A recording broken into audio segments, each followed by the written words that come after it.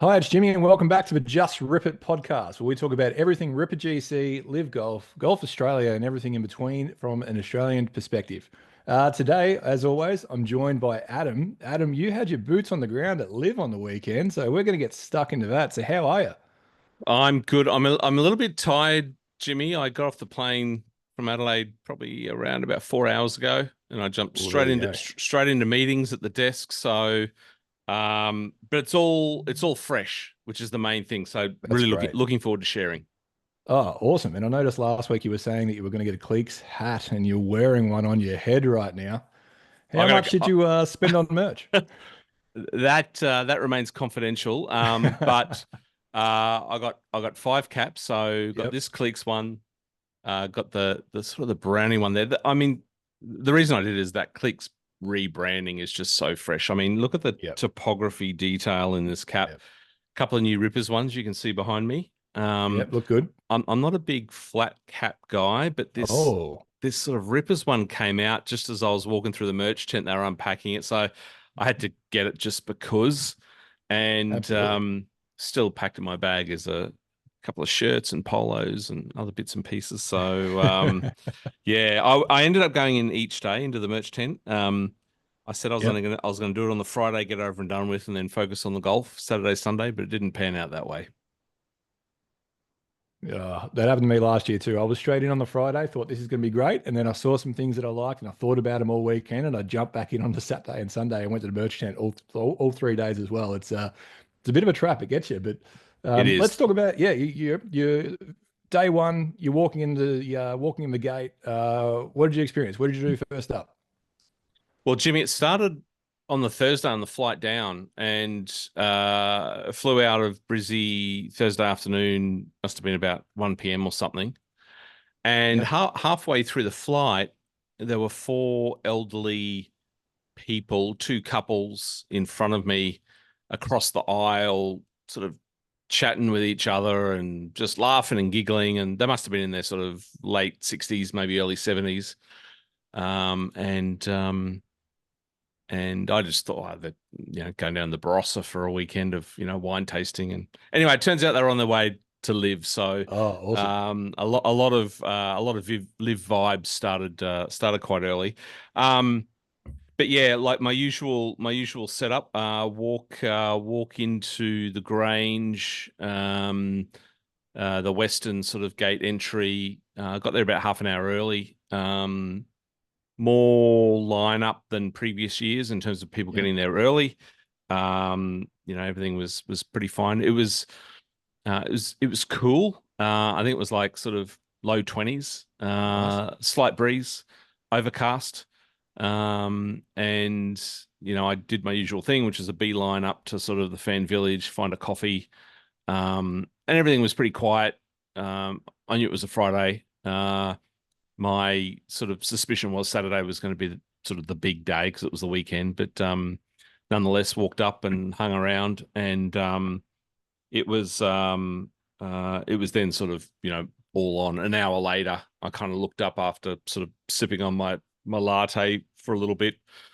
It just started to grow in terms of crowd numbers, and I was actually quite surprised. I don't know what the breakdown day by day was. Um, but as we got into Friday, it was just it was jam packed for a Friday. It felt more busier than sort of previous years on the Friday. So it was busy early, um, and I kind of walked around and had a look at a couple of holes quickly. So we got in. Gates opened at 10, shotgun start 12:45, I think it was, or Yep. something like Yep. that. So I went and had a couple of holes that had been lengthened because the course was longer this year. So I just wanted to Yep. sort of check those out, and I walked down to the seventh. And That whole area looked really, really good. yeah, that's changed. That's changed a lot, and I'll get Yep. into that. But yeah, had a little walk around and was sort of went to the merch tent, and I was sort of Yep. then sort of prepped and ready to go. Did you get pushed out the way by people running to the party hole? Uh people were running in. Yeah, Um, there was when I went last year, there was a sprint to the party hole, and I'm guilty. I did that on the Saturday. Wanted to yeah, get the best spot, and they were definitely rewarded with that hole in one early.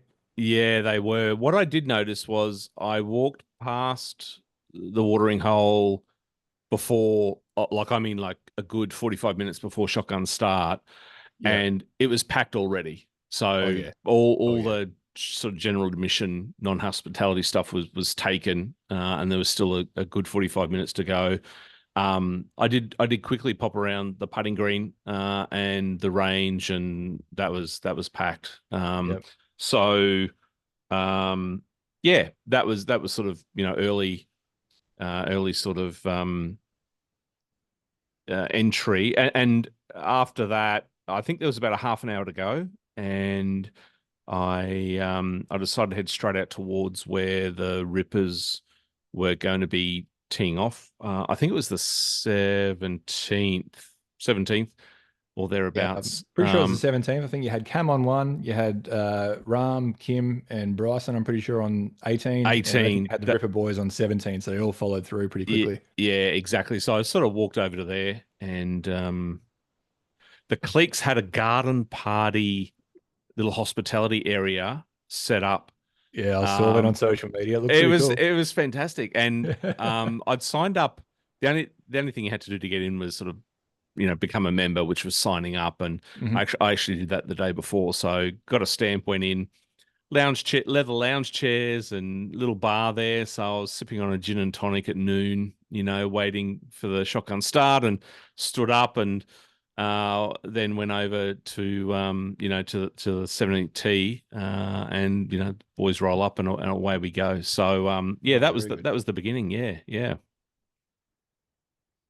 Oh, it's great. So you obviously we spoke about it yesterday or last week about having the mental dilemma about whether or not you're going to, go see Cam first or see the Ripper Boys. So you obviously made a decision to go see them. So how many holes did you stick with them for on the Friday?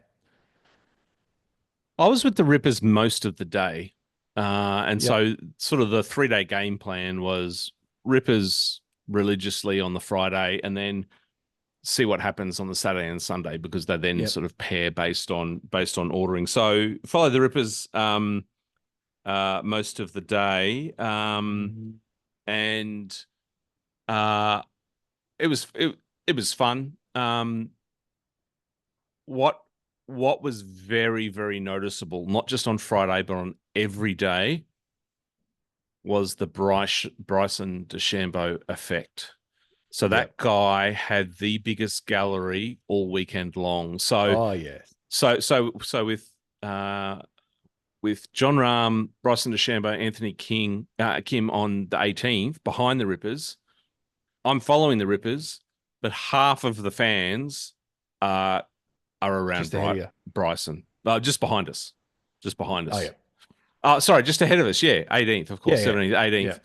Um, and I've sort of gone, well, yeah, gee, the last year and his profile and YouTube and all that kind of stuff has clearly just built a fan base and level of interest.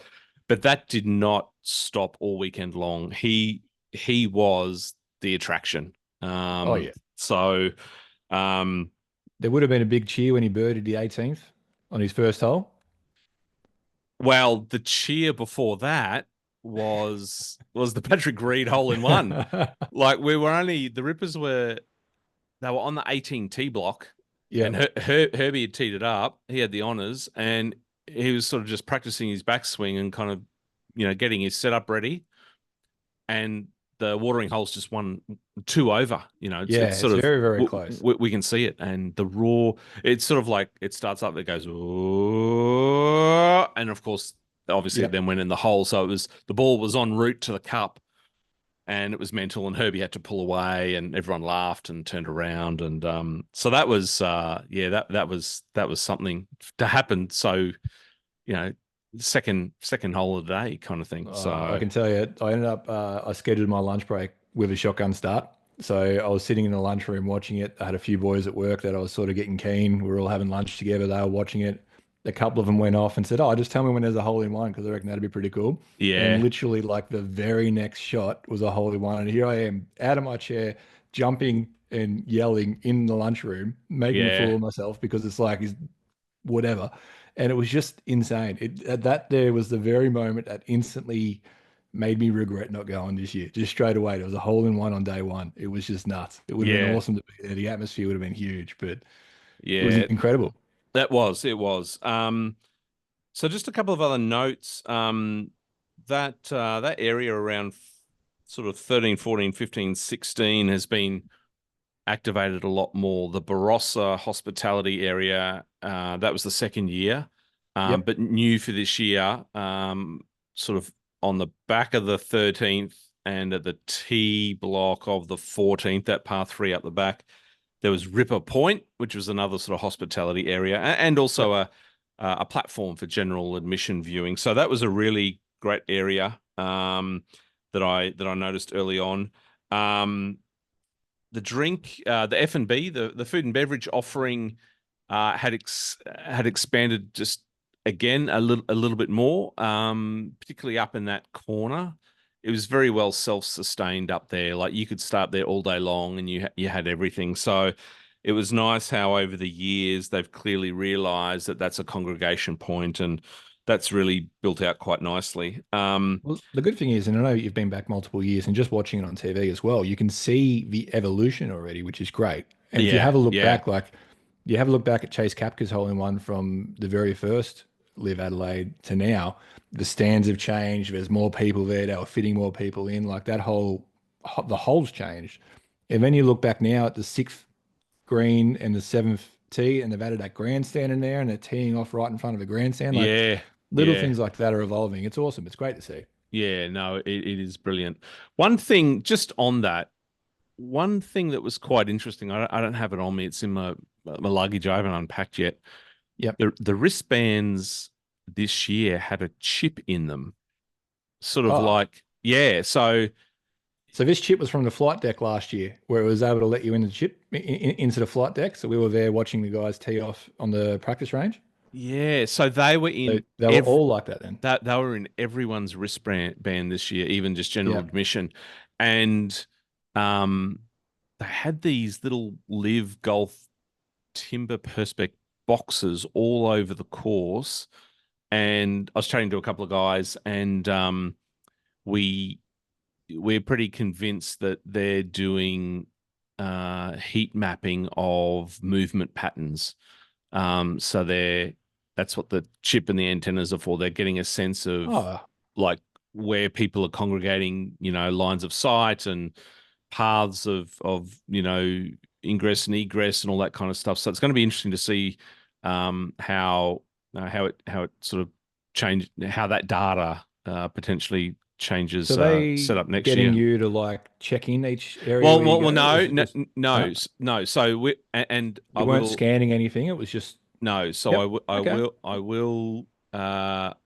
will confirm that I'm purely speculating here. Now, the Yeah, that's guy, fine. It's actually a really good point because it's yeah, if but if they're wanting to evolve anything and wanting to change everything, it's obviously a good way to study. yeah, now guys who are in hospitality that I spoke to, they had to tap when they were buying, Okay. right? But everyone in GA had it, and we weren't tapping or being asked to tap or anything like that. So it'll be interesting to see sort of what that is. But look, yeah, day one was good, and of course, a couple of standouts. Sam Horsfield, 6 under. He had a great round. Waco, Ortiz, our boys Rippers at T9. So kind of wasn't too bad. Surprising based on some of our commentary over the last couple of weeks. Range Goats dead last. Yeah. And let me just make a statement there. Um, I saw Matt Wolf a couple of times as I was transitioning following the Rippers. That guy just looks so miserable. Like just, and He of he course he was ends up dead last as well. Like just something's yeah. wrong there. Something's wrong. He was not on TV at all. So I didn't No, see any of his swings or anything there. Yeah. no, just his face, his demeanor didn't interact with fans at all. There was Yep. a lot of Wolfies being, shouted, "Let's go Mhm. Wolfie," and just anyway. I'll move on. But look, from the Rippers' perspective, Jimmy, nothing really notable, just sort of some silly mistakes here and there. What was it? Cam finishes with a 72, Leash 73. Herbie was the best of them at 71. Jonesy at 75. Yep. And look, I wouldn't have really, that was probably about what I expected. You know, Herbie's been flushing it, playing really well, carrying the team a little bit. So, what else? Oh, towards the end of the day, more noticeable in previous years, the folks that were streaming in for Dom Dollar, the concert, was full on as I was sort of leaving. They were coming in. So that that concert formula of putting some entertainment on at the end of the day, and it was a Friday night. It's a winning formula. It was great. I didn't watch any it Dom certainly Dollar. looked good. I've seen some footage of it. It looked like there was plenty of. It looked like it was packed. It looked like it was shoulder to shoulder, packed down the whole fairway. It was, and I just got out of there. I'm old. I went home. So watch the post game show, things like that. So look, that was day one done and dusted. Again, jam packed. The numbers on Friday, I totally didn't expect so many on the Friday. Because then when I showed up on Saturday and the shotgun start was about an hour earlier, so gates open at 9, a lot quieter. And I think there was like an hour to go before shotgun start on the Saturday. And I went straight up to the Cleeks Lounge again. Now that I had the pass. So sat in there, and it would have been sort of 45 minutes to go to shotgun start, and the place was dead. And I'm just thinking, oh crap, geez, is it going to be really fizzer today on a Saturday? And then sort of shotgun start, like within 30 minutes, 45 minutes, I just looked around and the whole place was jam packed. So, it was. I think you find the bit of a chatter when I was there last year is that there was people going on the Friday and the Sunday, and then the Saturday they were playing golf somewhere. I found that there was a few people that were sort of heading out and about, and just exploring the rest of Adelaide and things last year when I was there. And I did find myself Saturday was a slightly quieter day last year. Which would be interesting to see why. But I know obviously the weather wasn't great. It looked like it was blowing an absolute gale all day. It would have been pretty tough conditions just to spectate in, let alone play. That was the feature of day 2, the wind, right? Yeah. And the course sort of showed its teeth. Oh yeah. It actually rained early. It only lasted sort of about 20 minutes. Yeah. Okay. It came across the course just before, like probably 15 minutes before start. Yeah. And the rain came across. It was light, and I've gone, far out, really, you know. And I was just in shorts and shirt. I didn't bring any longs or any wet weather gear or anything. It was a little bit blowy, but the wind got up. I hung around pretty much for most of the day, 2/3 of the day. I stayed in that corner of 13, 14, 16, 17. Everything was there. Watched a lot more groups coming through. The wind, like that 14th par 3, you know, going up the hill, Jimmy, you know, just landing it on the green, you know, was a mission. And I don't know what the stats are. It would have been interesting, but a lot of long irons, a lot of 3-woods where there were potentially, you know, drivers would have normally been in play, but the wind was insane. That par 5 13, I saw in the span of 3 groups coming through, 2 drivers off the deck. As second shots, Kevin Na, and I think it was Phil. And Kevin Na again on the second right towards the end of the day. I think it might have been his second last hole or last hole, another driver off the deck, because the wind was, you know, 3 clubs. It was a 3-club wind or thereabouts. So you just had to look at Pewey's beard and he'll tell you. Pewey's beard was just in a position that is not natural. So, it was very windy, and there were holes where guys there'd be someone teeing off first and just drift right, you know, couldn't find a Yeah. fairway at all. And even the next two, teeing off, overcorrecting, still wind, once it got up there, the wind just took it. And of course, that's why, Abe, Carlos, Waco to an extent, those guys that are sort of can get it underneath the wind, keep it shallow, particularly Abe, not long, but he can shape it and he can work with wind. And of course that, that sort of reaped rewards, of course, for him. And I can tell you, we spoke about him last week and he struggles as well. But Mito Pereira really struggled on the Saturday. He had a round to forget, and if he had have been able to keep it together a little bit, we might have been talking about Torquay getting close to pushing for a team win as well. But Yeah.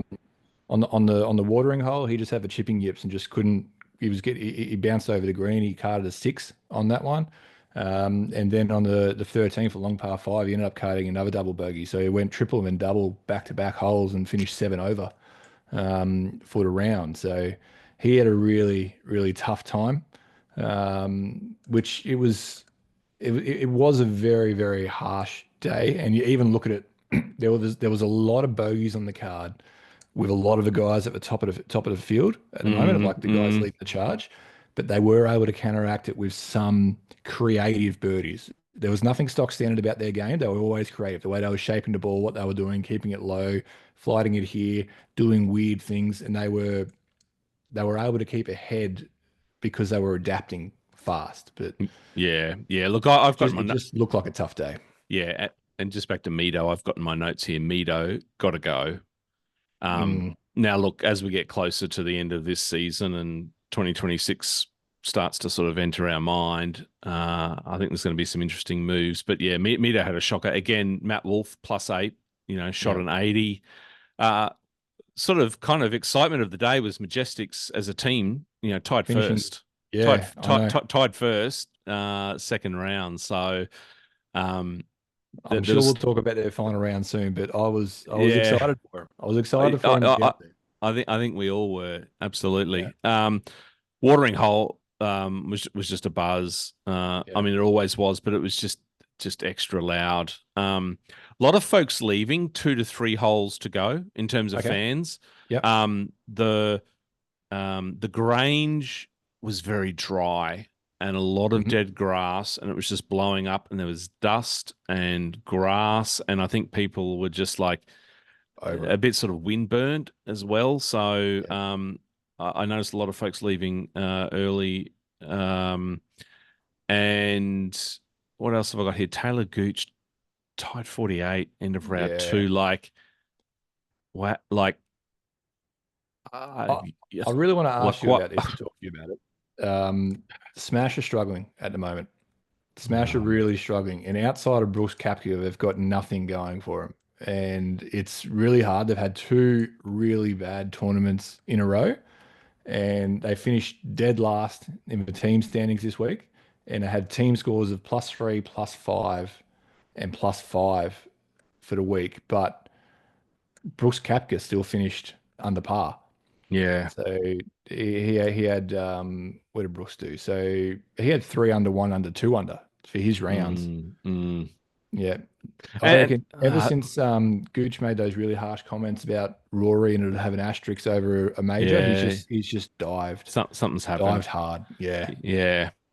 So end of round 2, Cam 73, worst of the Rippers. Herbie and Leash had a 70 each, Jonesy 71. So sort of, look, by the end of round 2, individually, even though Cam has his, I can't back this up with data, I should have a look, but I feel like Cam's best day is his last day typically on LIV.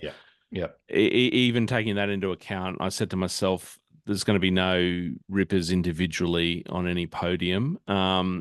Yet their sort of team standing potentially, offered a glimmer of hope, knowing that all 4 scores counted. But I wasn't getting my hopes up. Well, we shared a couple of messages because we're a bit excited thinking that we had a really strong finish to the day. I think Herbie birdied 2 out of his last 4.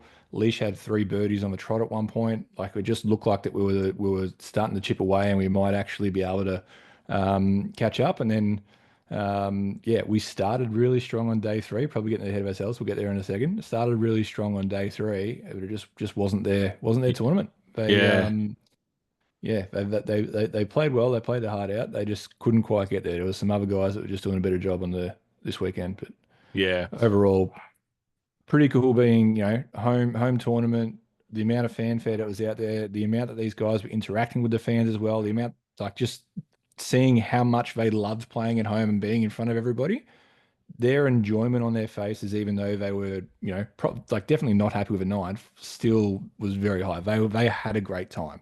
yeah. And yeah, I mean, Adelaide just puts on a great show. Does. A general observation, Jimmy, Mhm. about the crowd and the fans. Um, I again zero data to back this up, just based on what I saw. Um, a lot more elderly people there this year. Yep. When I use the word elderly, I'm talking sort of retired folks, and Yep. I use 65 years of age as sort of the benchmark there. So, a lot more older folks, um, and a lot more younger as well. So the crowd, even though it's been diverse every year, that diversity just continues to grow. So, Well, I can um, just tell you from my experiences at my home club, the Shepparton Golf Club, is that I've actually seen, and when I've been paired with certain people, and I might be wearing a ripper hat or doing something else when I'm not wearing the pink bucket, and they're talking to me about LIV Golf, and a lot of the older guys now are actually talking to me about LIV Golf more, like they're yeah, watching it and right, they're more invested, which is good. yeah, Which I noticed when LIV first came out, there was, I don't know, everyone did what they do. They sit on the fence. They're like, oh no, hang mm-hmm, on, this is new and different, and I don't really know if it's for me and all that sort of stuff. And they're probably yeah, starting to come around now, yeah. which is good. But yeah, I just feel like just even at my own club level, it's changing a little bit. So it's great to hear that they're actually, yeah, turning up to the event as well and watching it, which is awesome. Yeah, so quick side story. The Airbnb that I stay at, uh, a gentleman, he's got sort of 2 rooms. He sort of rents out through Airbnb, and I've been at the same place all years. Um, on Saturday, someone left the other room. New guy came in, Terry. Terry retired 2 years ago. We got to catch up sort of, Saturday night and Sunday night. So we got to, Yep. exchange stories. So Terry's retired, lives in sort of regional-ish Victoria, and grew up the way he described it to me. Grew up watching Seve, Greg Norman, Bernhard Okay. Langer. Yep. Like that was his Yep. era. Been to multiple sort of Australian Masters and President's Cups and other things throughout the years. Before I was into golf, he remembers, watching Tiger, in Australia, and when Bryson DeChambeau was a sort of young 22-year-old kid. Um, Not a member of a club, but plays about 4 times a week. Yep. Plenty. And here he is coming to live for the first time. And I said, Yeah. Awesome. Terry, what sort of got you here? And he said, well, I love my golf. I always have. He said he's part of a golfing buddies group. Yep. They go away every year. They've been doing that for 41 years. Wow. So we were exchanging stories because I've got a buddies group as well. 16 of us. We go away and have a tournament each year. So 41 years. So it was incredible. And I said, why'd you come to live? And he went, well, I just I've heard different things. And he said, I was scared last year. You see all the sort of the beer getting thrown and all the rowdiness. And anyway, so, I came along and I'm here on my own. And uh, so he went Saturday. And so Saturday night we debriefed, and he said it's the best thing I've ever experienced. He Yeah. It's said, amazing. absolutely loved it. So, yeah, a very diverse following, and important that, you know, that message gets out that there's 18 holes on a golf course. One of them's a watering hole. Yep. There's fantastic other opportunities around that course. So, And they've yeah, really done well to make sure it's a bit diverse, because we were talking last week about the new like Ripper Corner, Ripper Point, and then the family zone that they've got the family par three at on the 6th and things like that. Like they're really making sure that it is for everybody. They Yeah. do obviously show and plenty of replays and really broadcast the fact that we've got this watering hole and how cool this is because Mm. it is cool, but you can experience Live Adelaide in so many different ways. If you just want to have a quiet time, maybe you can go to that Cleeks area over there and just sip on Yeah. a gin and tonic and watch some golf, or you can Yeah. go to the watering hole and get amongst it with everybody, or even you saw it a lot the boys that sit on the green at the second. I've seen Yeah. them on socials quite a bit. Yeah, the Heckle Hill. I, I Heckle Hill, I that's caught up with the boys at Heckle Hill. yeah, And they just sit there for 3 days on that one hill on the second, and that's where I started day three. So yeah, transition to day three. I went in. I really didn't know what I was going to do. Went up to the Cleeks Bar again, sat there for a little yeah. bit, and then wandered down to the second. I can't even remember why I decided to do. Oh, because I wanted to catch the first two Two groups. leader groups teeing off. So walked over there, ended up with the Heckle Hill, boys who love the Rippers, chatting with them. The first two groups came through. But the first two groups, so first group comes through, and the Premier of South Australia was in tow, Yep. inside the ropes with them. And the second group that came through, and I'm just chatting with the boys from Heckle Hill, and second shot, the guys had sort of hit second shot into the green, and sort of probably about 50 meters behind the players and caddies was sort of this small entourage, 4 people, and Yasser was Oh yeah, I saw was he was walking was around. was there, and of course that's when the news filtered down to me that the big announcement was made yesterday around Yeah, Adelaide securing, LIV to 2031, which Jimmy which is is insane news, right? it's incredible. It's Insane. incredible.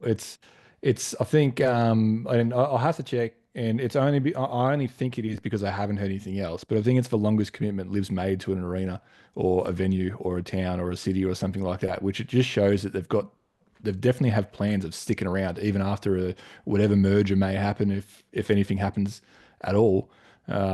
Which is great. So that was pretty insane. But before we go on, I will say, obviously, if you listen to this podcast, you probably already follow rippergc.nation on Instagram. But while you're there, if you go along, give us a follow. Also follow the guys from Heckle Hill because they have their own Instagram as well. I think it's Heckle_Hill or something like that. But yeah, it looks like they're there every year and they have a great time as well. So that was pretty fun. But yeah, carry Absolutely. on. Absolutely. So round three, and the crowds just got bigger on Yeah. Sunday. Like it was ginormous. I was in traffic jams. What's the hole before the watering hole? The 11th. The 11th. I think Yep. it's the 11th. Yeah, it was massive. The crowds, you could feel it. Again, Bryson, just the flock of fans following Bryson was massive. Um, Hole two, I mentioned. I went up to 16th, 17th, hung out there for a little bit. Um, Ninth, spent some time on the ninth, because Hmm. it's got sort of a second, sort of like a great second shot, long hole. I really like the point DJ, just D, near the bunkers at the second and the ninth, yeah, that point there, because you can see some big yes, tee offs come through and some second yeah, shots into the ninth, and you can also see the green of the second like that. That's quite a cool one. yeah. That's where I finished my day, just at the green of Yep. the ninth, and it was DJ P Reed and Jason Kokrak. Jason Yep. Kokrak had an 8 on that hole. Oh, It was just mental, and the putter was thrown. Yeah, that was just something else. What again, it else? shows panic stations at Smash if that's the case. Look, yeah, I was chatting with some boys from Victoria, just randoms Mm. that I ended up sort of beside in the Clicks Garden, and you know, Brooks is Brooks. He ain't a Hmm. team guy. It's going to be interesting just what they do. I mean, it's a franchise which is kind of built on this idea of a team and working together. But yeah, I think you can see the teams that naturally gravitate towards the franchise and team model. You know, our Yep. boys, our Ripper boys, and the Majestics and others, the Stingers, many others. But there's others that you can just see are kind of for different reasons. Just you're not feeling a well gelled together unit, and I think Smash Yeah. fall into that. They certainly do. And also, I know Brooks has got his Nike contract, and that he's sponsored by Nike. He's the only person that doesn't wear a team shirt or team gear throughout the whole tournament. He's still head to toe Nike. Yeah. Well, I imagine But that's contractual, right? So, that certainly is. But there's other you know, people that have worked their contract into the live side of yeah, things. yeah, true, Obviously, true. Smitty with Original Penguin last year, he worked that Yeah, in and then got the whole team on it. Now they've gone out to Grayson. yeah, And yeah, yeah, there's just certain things like that where it's just, I don't know, Joaquin Neiman with Adidas. He's still sponsored by Adidas. He's still got Adidas shoes, yeah, but he's got his team shirt, he's got his team hat on, but he's still considered an Adidas athlete.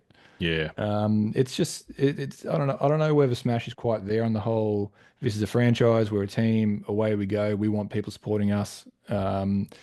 Yeah, I will say their hat that just says Smash and it's upside down logo, sort of things. That's pretty cool. I You do like own a that? shirt. The shirt that I own says Smashed on it, which Yeah, right, I wear right, that all the right. time. That's a great shirt, but otherwise, there's really not much else out of it. No, look, it's interesting in the merch tent. Their merch has not changed since last Yeah, year. yeah, there Nothing you go. refreshed. Four Aces as well. I think they had a new hat. So you can The definitely see the teams that get it and mm, everything that goes along with it. I'm just trying to find out, does Smash GC have a team manager? Do you know? I do not know. I don't know. I haven't looked I into them thought too much. most of them do by now. Oh, okay. Brooks Koepka serves as both captain and general manager of the team. Oh, there you go. It's just too busy for one person. Like you can't do They're that. they're supported by director of operations Dan Gamble. Yeah. They got a marketing manager. Um, yeah, GMAC acts as unofficial assistant to Kepka. Look, Okay. you can see straight away what happens with, and we're going to use the cliques as an example, when you get the right person in who understands it and does a rebrand and a remodel and goes, this is a team sport, way Oh we go. yes, Because yes, not only have they got the smoothest, crispest logo in the league now, they've also got these partnerships with things that are you would say, I don't know, just a little bit more luxurious, like the bags. I don't know if you've seen the bags. I yeah, can't remember yeah, for the life of me. I can't remember the name of the brand, but just that yeah, high end sort of look. It looks, and yeah, with what you were saying about the garden party, it just shows you that the Cliques are a classy high end team, yeah. and they've rebranded everything And nice they and looked clean, and good. Like on the course, they just looked sharp. That like they did. it's a very subtle color palette they've got, Yep. but God, they look sharp. But then And going back 12 months ago, last year, no one cared. No one cared. They looked a bit lost. No one knew it. I wish I got some of the early Cliques stuff. It sort of be retro now. It So would. It would. um, just on sort of team brands evolving. Did you ever get any? Was there any Punch GC merch that got released? I never got some because I don't know if it was, but I did Google to see if there was any on Oh, eBay okay. or anything like that yesterday, and I couldn't find Couldn't anything. find any. Maybe there No, wasn't. because Yeah, I was always at that time Punch GC never actually came to Australia because there was no live event in Australia, yeah. and That was 2022, wasn't it? Punch that GC. was that Yeah, was so like once Smitty and Leash got signed, they obviously joined Punch GC, but prior to that, I know it had Ormsby and it had a couple of others. I can't remember the other Australians out there, but yeah, it just had a handful.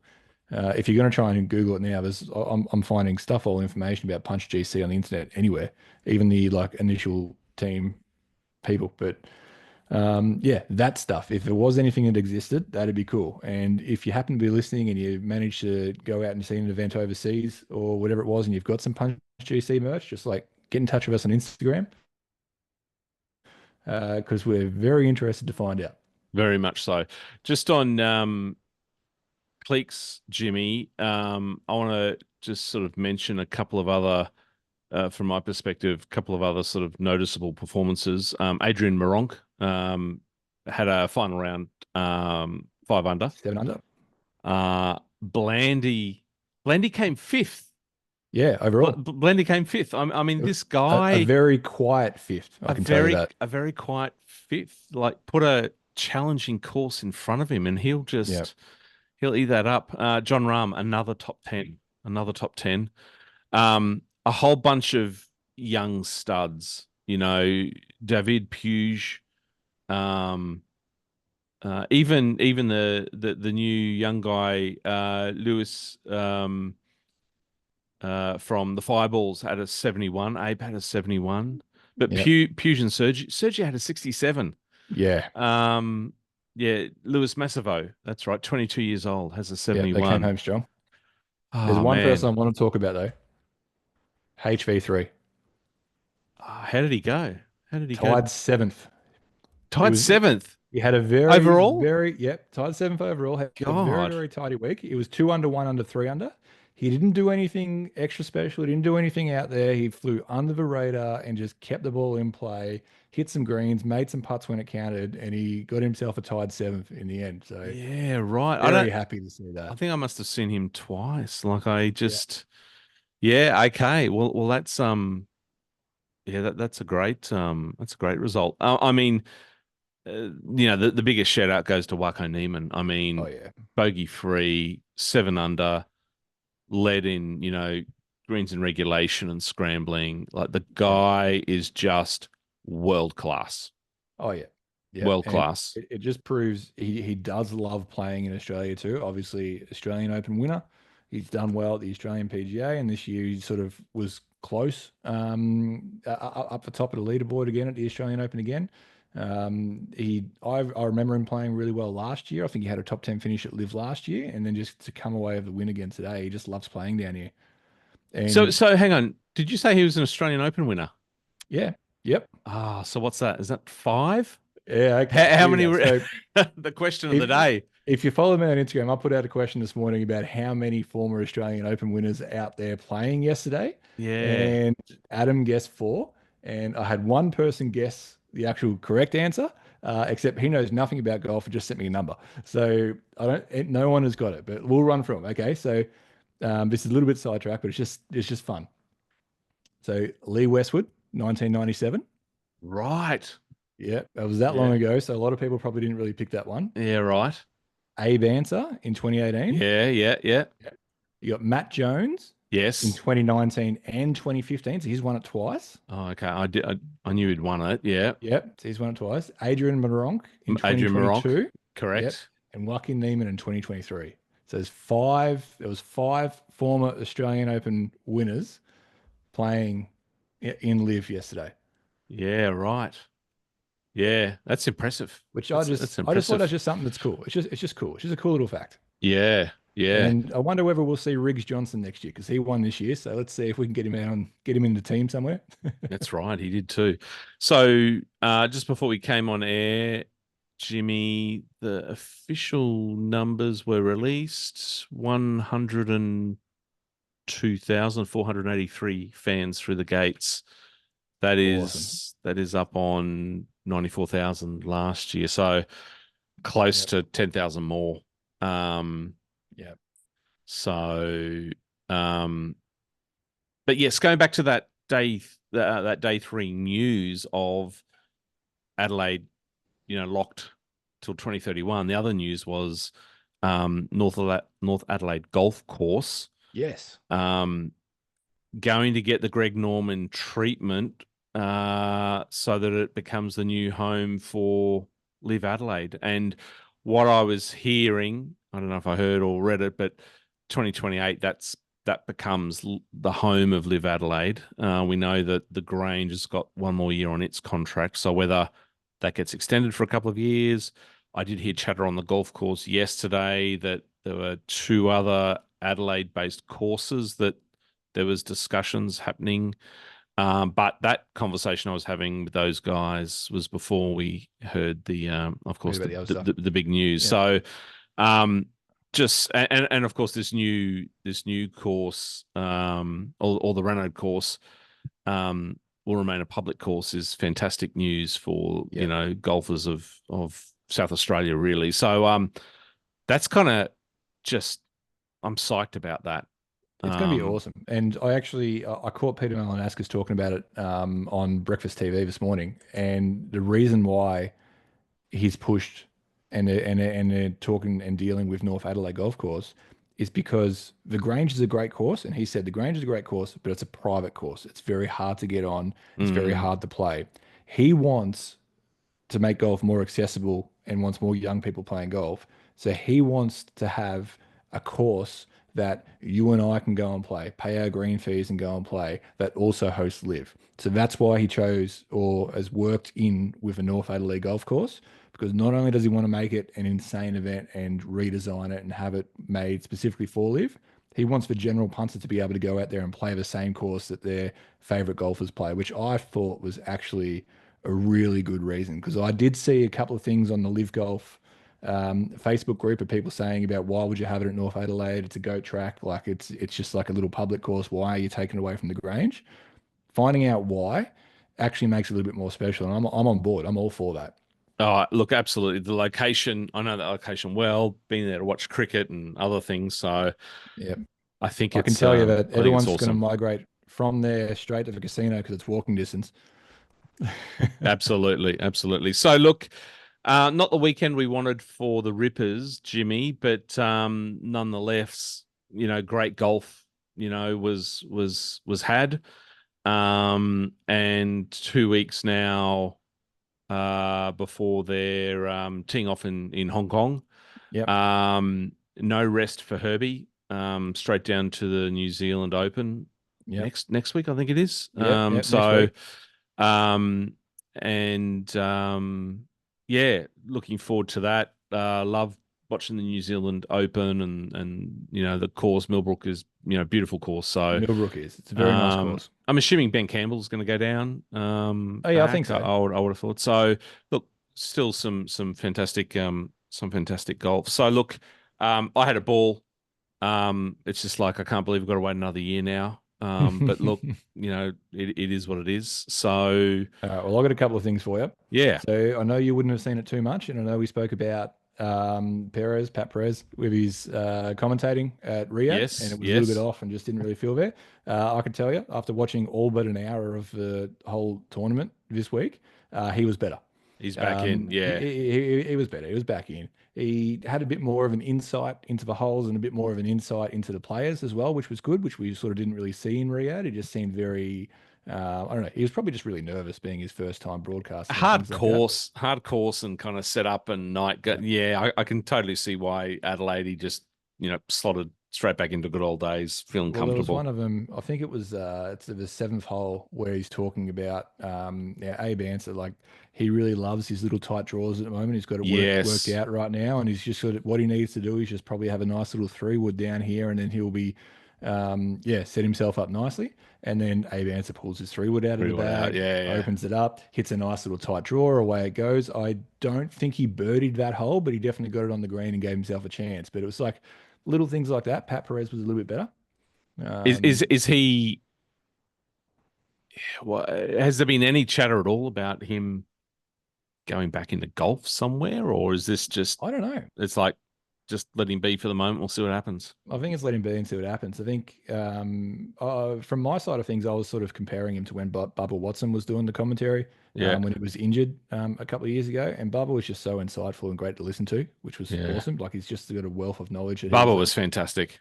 he was. I'm not too sure what's going on with Perez and teams and what he's going to do and all that sort of stuff. But yeah, he was definitely better. And I feel like as the season goes on, he's probably going to get a bit more comfortable and all that sort of stuff. I do miss hearing Dom. I like listening to Dom. I reckon Yeah, he's great as an yeah. on-course reporter.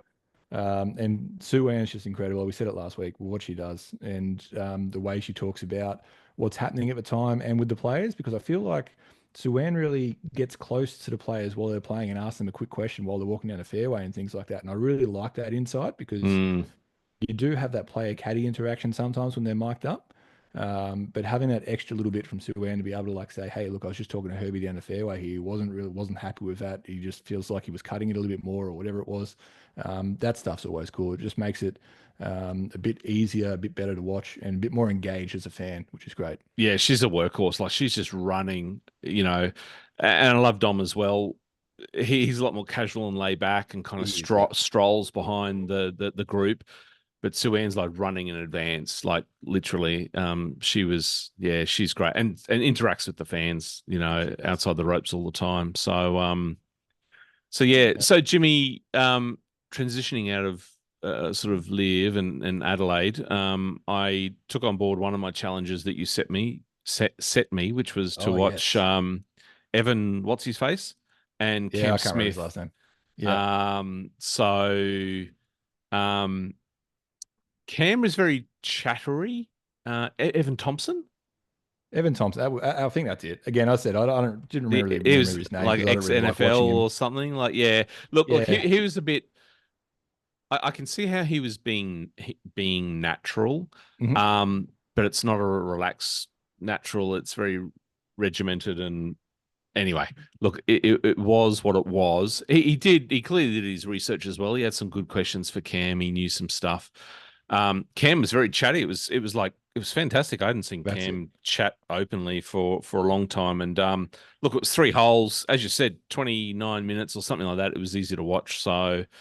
Um, so yeah, that was fine. That was fine. And the I reason why I did suggest that to you was not because of Evan Thompson and what he was doing, because I really didn't care much about that. It was just because you get to see Cam in a different light, and because he yes, was chatty, he was relaxed, he was opening yes. up. The insight that he was giving was great, and that was the thing that made me watch the video. And look, your comment, last week and when we discussed the Rick Shields stuff is you're spot on. Having those, what do you call it? A clip, an episode, a recording, whatever, Yeah, whatever it's just a YouTube video. You just call it a YouTube video. So yeah. the more of those we're going to see of our fan favorites on Live, Mhm. we're going to get to know them more. So I think you're spot on there.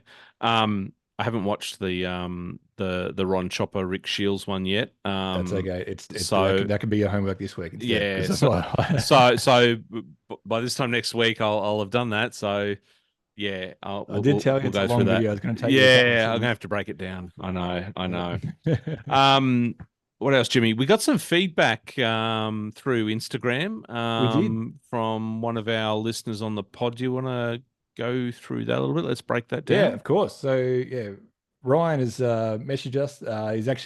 He's a member of Shab. He's a great guy, Ryan, and it was really good that he was able to send us a message. I'll read it out now. He goes, "Gents, love the first couple of pods. Lifelong golf tragic, and have always been a fan of Liv. I watch as much as I can with 2 kids under 4, but I'm excited to try and watch more this year as I listen along to Just Rip It. Curious to hear your thoughts on a couple of things on the podcast. Firstly, was it just me, or was there no gallery at Riyadh? It looked like there were more people around the first tee in Adelaide than the entire course last week.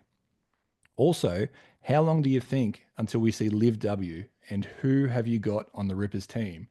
Keep up the passion and great work." So, Ryan, thank you very much for that. That is a great message. It's always nice to hear, Appreciate the feedback. which is fantastic. Thank you. And yes, we've thought about those questions that you've asked us.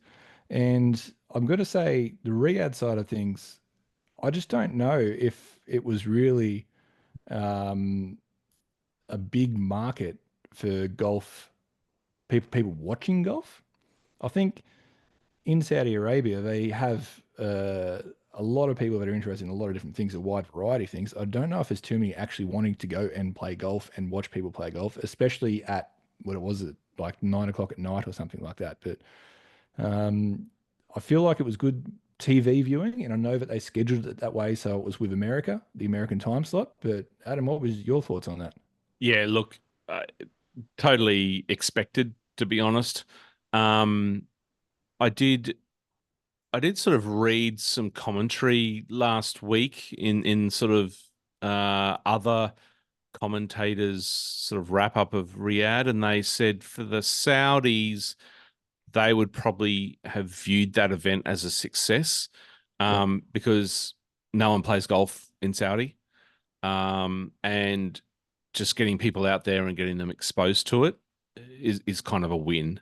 And look, this is part of a bigger, higher, more mature narrative than just golf. It's more about the future of the Kingdom of Saudi Arabia and their vision, and the trying to wean themselves off oil essentially, and investing in other things. So I could see that they would have viewed it as a success. For us fans that have a particular benchmark and view everything through a historical 4-day PGA Tour tournament, yeah, the numbers were rubbish. But I think there's different perspectives that golf globally now needs to sort of appreciate and embrace. So, yeah, it is what it is, and it was what it was. Yeah, not unexpected. And there's also you're rolling in from a brand new event played at night into LIV's biggest event globally. So you're definitely going to see more fans on day one in LIV Adelaide than you are at most tournaments that they actually go to around the world. But the sport is growing, and I'm really like the participation, and we've touched on that in Adelaide. It was awesome. We really get around it here in Australia, and we're probably one of the main countries that do. Yeah, Saudi Arabia, first time it was there, but obviously they want to hold an event in Saudi Arabia because of, yeah, obviously their involvement in the sport, I guess. But next question we had from you was, how long do you think until we see a LIV W, and who do you reckon we'll have on the Rippers team? Now, there was actually, after you sent that message, something came out that LIV Golf have plans to explore potential ties for the LPGA Tour. And Scott O'Neill was also, he was talking to Golf Digest Australia and had conversations with the LPGA Commissioner, Liz Moore, about how LIV can contribute to the women's game. And he's also invited Liz down to LIV Golf Miami. So I haven't got the calendar in front of me to know exactly when that is, but I feel like it's actually closer than we think. I think when I first actually got that question, I thought that we're still probably going to be at least 2 or 3 years away. And it may still be that, but it was probably 2 or 3 years before we start hearing everything happening. But it might be closer than we think. So have you had a bit of a look at Miami's that at all? April. Yeah, Miami's April. That's not far away. Yeah, it's so we've got Hong Kong coming up next, then Singapore, then Miami. Yeah. And And look, as we know, when the very first season of LIV happened, that all happened pretty quickly. The first season of the whole men's comp happened really quickly. So maybe they can get this on off the ground really quickly as well. yeah, like I thought this was definitely something a couple of years Mm, off, when I was thinking about this last year. So yeah, let's wait and see. And of course, Aramco's heavily invested in, yeah, women's golf already. So already. That's right. not a not unfamiliar territory.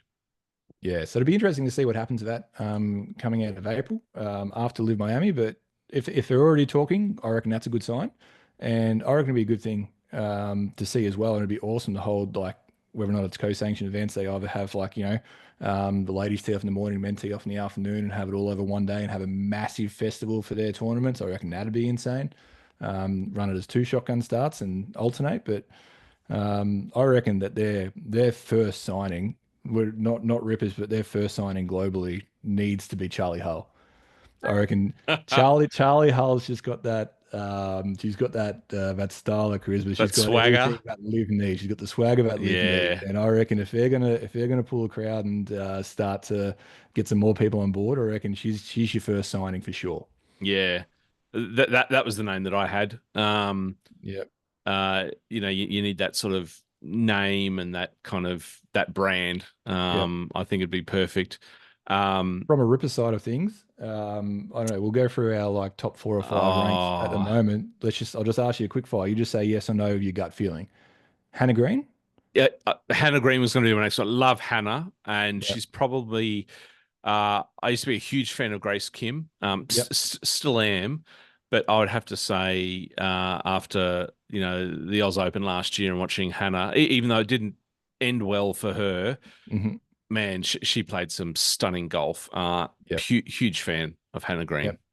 I'm a big fan of Hannah Green too. I don't know if she'd sign with LIV though. I think she's very quite reserved and quite to herself, and you certainly Yeah. see that on the course. She's very focused on the job. I don't know if she'd get around all the noise and things like that. Minjee Lee is one where I initially thought was a no. I initially thought that maybe she's not. She'll probably want to stick on the LPGA and keep grinding there. But I've started to come around and think that maybe she would. I reckon she could be swayed. She recently signed with Melbourne, which is kind of out there as Mm, a mm, golf clothing brand. mm. I feel like if they pull Charlie Hull, they pull Minjee Lee across too because they're both signed by Melbourne. I'm assuming that those two have gotten closer over the time. Gabby Ruffles, I think, will 100% will sign. I Love reckon she's Gabby. just she's great. She's fun. I reckon Yep. she loves that sort of energy. I reckon she would. Yep. Steph Kyriako, I think, will hold firm on the LPGA. I don't see her coming across. I think, Yeah, I really like Steph. I mean, she's a yeah, flusher, St. she is. Michael's, alum. But I'd have to agree with you there. Yeah. Yeah, yeah. And I got to feel we mentioned Grace Kim earlier. I think Grace Kim probably would go. I Yeah. reckon that she's not as quiet and reserved into herself as Hannah Green. I think she still likes the fan aspect and getting involved. I reckon Grace Kim could. Cassie Porter, it's her first year on the LPGA. She just got her tour card. I think it's way too early for her. I don't think she would. I think she's worked really hard over the last few years to get to the LPGA tour. She's probably going to want to stay there. So I don't know who our fourth is going to be. But yeah, it'd be interesting to see if it happens. Yeah. One of the things that I will say as well, just on this, is that I reckon that because the LPGA is already slightly more global than the PGA Tour is, like they already do world Yes. events and get around a bit more, I Yes. feel like it's harder to get people to come across. Yeah. It's harder to get people to sign and make the jump because they're already doing all that traveling and going around anyway. But Yeah. um, I mean, the LET, goes to some fantastic places, oh and yeah, the depth on the LET, not just the LPGA, but the Ladies European Tour is mm, just so deep. it is. Um, and there'd be so much talent there, There is. to sort of scoop up. It's not funny, but just reflecting on the last 3 days being a Ryder Cup year, Yep. um, the Europeans are dominating. They are Absolutely. just dominating. And, again, even Tom McKibben, second, another Yep. top 10. Like, Yep. just, um, So yeah, you've wow. had yeah, like Yeah. Moronk had a win. Rahm's been good. Niemann's had a win. Over on the PGA side of things, we had Ludwig Aberg one, which I can tell you I watched Yes, this 0 minutes morning. of that event. I did not watch a single second of that, but yep, he won. Sepp Straka's had a win already as well. Rory's Yeah. had a win already. Yeah. And who else? There was another European who won on the PGA Tour earlier in the year too. But Tyrrell Hatton's flying. Like it's just Yeah. they're Yeah. all winning golf The tournaments. Europeans. Yeah, Yeah. in a live golf Yeah. year, and it's going to be pretty tough. But they're playing at Bethpage in America with the Americans wanting to get back at the Europeans for what they did to them like Yeah, I a know. couple of years ago. Mm, It's going to be a really, really good event. yeah. But yeah, it'll be pretty tough. Did I tell you I got tickets to it? No, Well, no, you didn't. That's sorry, amazing. sorry. No, no, no, no, no. Sorry. Let me clarify that. I went Ah, into the entry, and I won the ballot yes. to then be offered to purchase tickets, and then went online and saw the price of them, and just like Uh, went, "Are you kidding me?" yeah. Like that's before, I don't know what it was, like, $1,000 before I even Mm, got to America. So anyway, I think I'm now saving up my hopes and wishes for heading to a non-US Ryder Cup yeah. event in sort of number of years time. Can we just really So quickly just talk? I know it's that we're definitely running out of time, but the President's Cup in 2028 down in Melbourne. So and and that's so something that yes, so no one really cares about it. But let's just I talk don't about know. some I'm not a yeah. Okay, sorry. Go on. the potential Australians that could make that team now. So 2028, so we've still got another couple of years. Imagine Elvis Smiley has a big year on the DP World Tour, like how good that would be, and whether or not he'd be able to start to put his hand up for contention. We've got your boy Micheluzzi. Imagine if Yeah. he's able to get up there as well. Like Yeah. again, just these couple of guys that are able to push, and Yeah. then Yeah. they're probably going to want to pick as the captains, pick a couple more Australians because we're down on the sandbelt too. Yeah. But then you got Woozy, you got Smitty, you got Leash, if they able to Well, let some of those live guys come through. that's only if they allow live, and that's why That's right. I don't watch it. But yeah, no, But in a couple of years' time, it could be pretty big. yeah. Look, the premise of what you're saying is spot on. You know, there's a lot of uh, divergent views on the future, well, people's perception of the future of the President's Cup, and Yeah. I think such awesome golf being played on the Ryder Cup, you know, um, the most recent one, just it's such an elite level of golf, and the President's Cup just seems like the second tier. You know Yeah. what I mean? Like, Yeah. but It definitely is the second tier, and definitely not as exciting at all. But still watching the international team this year, and I don't know if you saw because it was in Canada, like Minwoo Lee's big, like like hockey jersey and things like Jersey, that. yeah, Was getting yeah, up and around. Tom Kim was very animated. Like yeah, it's still, there's still some passion there by yeah, some of these guys. totally, But it is totally. pretty cool. And your point about pipeline of Aussie talent, is spot on. There's a Yeah, lot of great Aussie golfers coming through the ranks, which is awesome. But there is, Jimmy. There's just too much golf too much for us to talk about. to watch, too much golf to play, not enough time. No, It's a dilemma, you know, it being is. addicted to this golf thing. How's your golf going? Let's finish off with our own golf. Yeah, look, I played a good solid round on Wednesday. I got 19 points, which is pretty good. And it's a 9-hole competition for those that it's your first time listening. It's a 9-hole comp that I play every Wednesday. But my 75 hard's going well. I'm seeing real signs of improvement. But the Yeah, best part, that I felt is not actually my golf. It's just that the people that are coming up to me that have been watching and following along with my 75 hard, and the message I've been getting has just been overwhelming yeah, because that's I've awesome. I've been doing it and just like grinding for me, but obviously documenting it because if someone else wants to break 90, they can sort of see, or if it's break 80, you see what sort of work you do and that sort of stuff.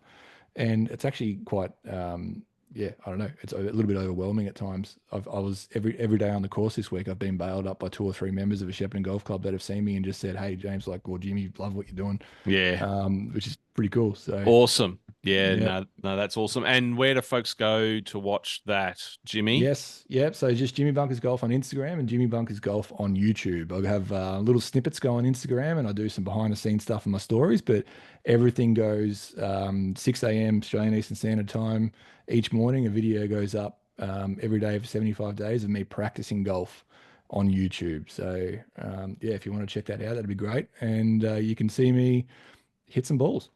Yeah, that's awesome. Well, I'm off on the annual boys golf trip tournament Awesome.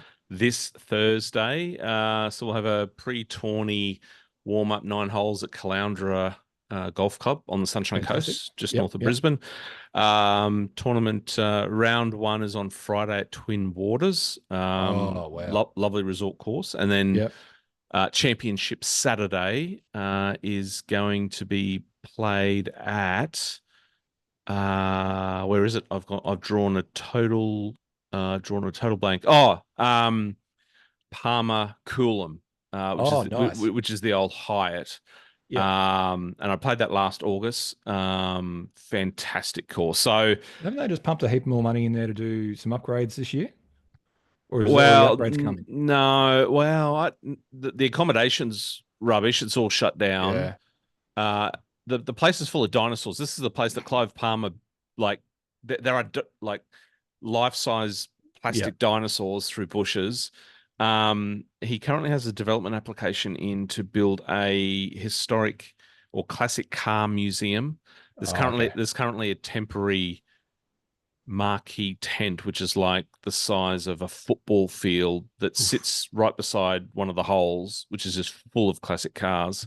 Yeah, right. So it's the weirdest place to play golf, but the greens are impeccable. Fantastic architecture. It's still a great course. The clubhouse is just this empty relic of a building. Yep. It's got this tiny little pokey pro shop. So it's kind of a really weird experience, but get on course, fantastic course. So that's me this week. Very good. That sounds pretty exciting. So suppose that's going to wrap us up. Again, if you want to follow along, jump on the rippergc.nation on Instagram. If you want to get in touch like Ryan did, if you've got some questions for us, please send them through. It is an off week next week, so we're still going to be doing a podcast. We might talk a bit about the New Zealand Open. We might preview the Hong Kong event early, but I'm sure there'll be something happening in the live world that we'll be talking about. So tune in next week while we, talk about all things River GC and LIV Golf. Adam, Absolutely. have a great week and hit them well. Just rip it, Jimmy. Thanks, mate. And just rip it. We'll catch you later. See ya. See ya. Bye.